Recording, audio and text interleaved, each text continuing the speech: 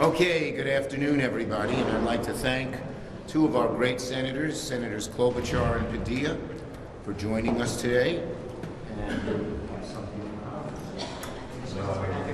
We won't say what it is. Okay. I know you do. Well, you can do your own queries. Right. Alex and Amy. Yes, that's what it is. Who's first? Okay, thank you, everybody. This has been very erudite. All right. Anyway, let me thank Senators Klobuchar and Padilla for joining us. Look, what the country saw last night was not a State of the Union. It was Trump's state of delusion. For nearly 2 hours, the president inflated his ego, rewrote reality, and offered zero solutions to the problems American families are struggling with every day. I'll bet there were just as many people last night discussing how to pay the bills as there were watching the State of the Union. The president's in a bubble. He doesn't have a clue about what the average American people are going through. He just didn't ignore the affordability crisis. He mocked it. Can you imagine sitting down at the table and saying, we can't meet our electric bill, what's going to happen? And you hear the President of the United States is mocking your inability to pay because prices have gone up. While President Trump stood up there congratulating himself, Americans were confronting the reality. Ground beef up 11%, coffee up 41%, rents up, health care costs up, electricity up. Families are spending this year over $1,700 more because of Trump's tariff tax. And he's gloating about it. He's gloating about it.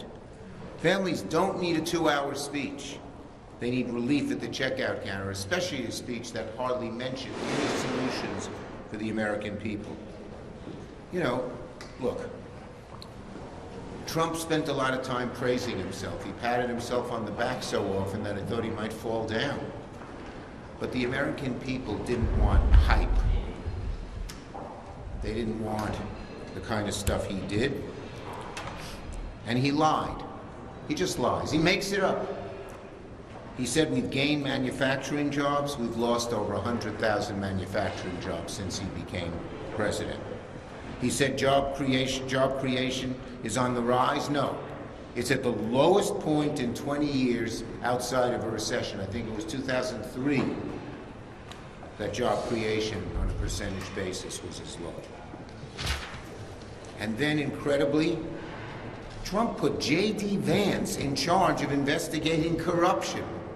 Well, in one way, he's a good choice because if he wants to investigate corruption, he doesn't need a task force. He doesn't even need a car. All he has to do is walk down the hall and start investigating his boss, where there's huge amounts of corruption. He can start with the billionaires bankrolling Trump's vanity projects. He can look at corrupt pardons that the president gave. He can look at the luxury jet gifted from the Middle East. And most of all, glaring of all, he can ask the president why the Epstein files, all of them, haven't been released. Last night was all hype and no help. If you're a family hoping to hear how your costs would go down, you got nothing. If you're a worker hoping to hear how your job would be protected, you got nothing. If you're a voter hoping for accountability, you got deflection. Last night's speech was an utter failure for Trump. All hype, all fluff, not with the American people who are having trouble paying for beef and so many other things wanted.